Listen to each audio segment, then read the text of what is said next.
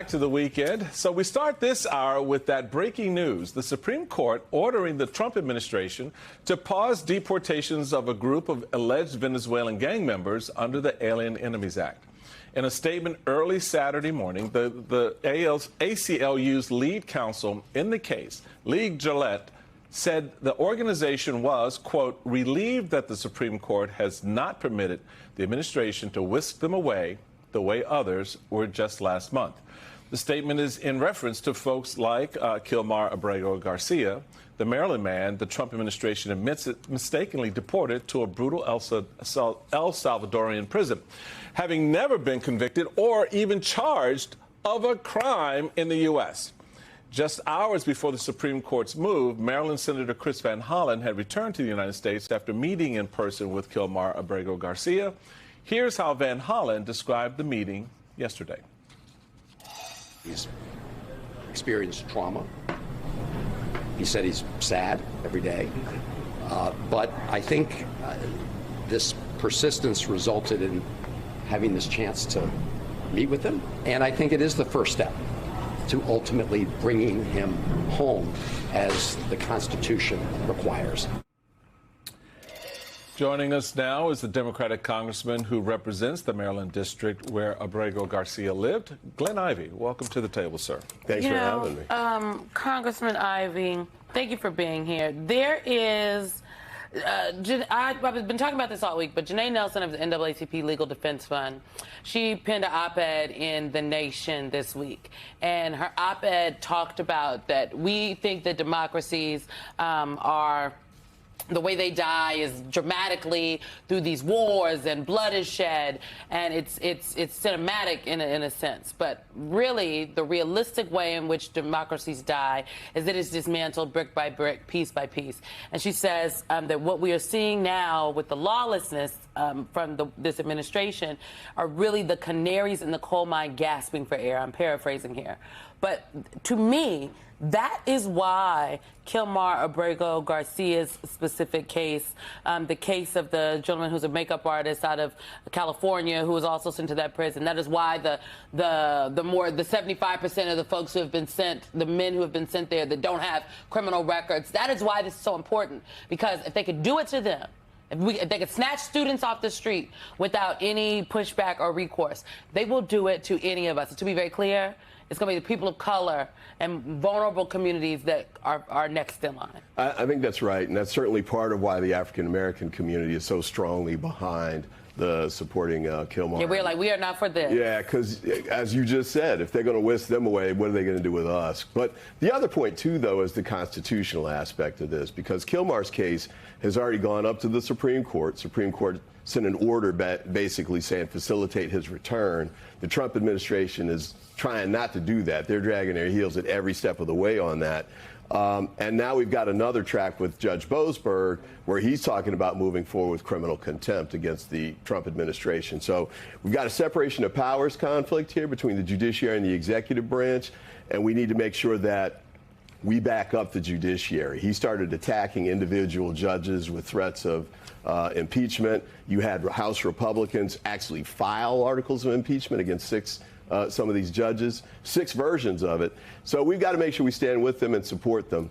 And especially interesting is, you know, some of these Supreme Court rulings are coming from, or High Court rulings are coming from very conservative judges. The Fourth Circuit ruling the other day was from Harvey Wilkinson, maybe the Anton Scalia of the Fourth Circuit. And then the previous one with Kilmar, I believe, was a 9-zip, if I'm right. So you get Clarence and Alito on with, you know, Ketanji, that says something, and we got to make sure that we support them in this effort. The thing that, for me, that's the most disturbing, Congressman, about all of this is just the childish behavior of the two men at the center of this. Not Mr. Garcia, but the President of the United States and the President of El Salvador. So you have the El Salvadorian President Bukele tweeting about the Van Hollen visit. Kilmar Abrego Garcia, miraculously risen from the death camps and torture, now sipping margaritas with Senator Van Hollen in the tropical paradise of El Salvador. First off, that was staged. There was no sipping. There was no margaritas. It was all a lie. It was a staged to try to undermine the visit. But it did say something that he allowed the visit to happen. So there was something about that external pressure of voices being raised and actions by, I think, our courts that have been some downward pressure on this. The second is the White House tweet comparing Trump meeting with mother of the daughter killed by undocumented immigrant versus Van Hollen with the note, "We are not the same." This image in the Oval Office with Patty Morin, who's the mother of Rachel Morin, who was brutally murdered by a fugitive from El Salvador in 2023, versus this image with Van Hollen and Garcia. I would note that, yes, they're not the same because the only person who's convicted of a crime in those two pictures is Donald Trump. So yeah, the felon was at the White House. The felon was at the White House, not in El Salvador. Yeah. That aspect, how do these upward narratives, outward push to sort of reframe what this is against what it isn't? You know, as a former prosecutor, what the rule of law really means for anyone, whether they're a criminal, convicted criminal like a Donald Trump who got due process, or someone like Abrego who's been alleged to have done something with no evidence of a crime.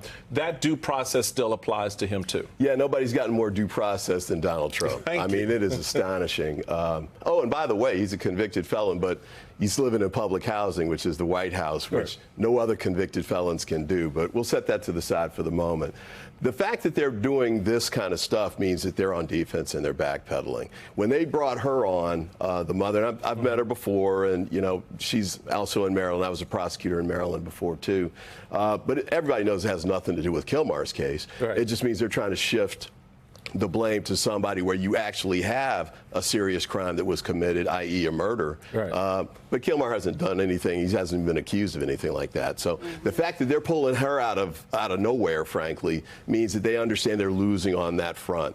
And the other part, too, is with Bukele, the bravado changed a lot from the White House meeting to the end of the week. So one of the big things to note was, yes, he did the meeting, and he took him outside of CCOT, but then they transferred him somewhere else, too.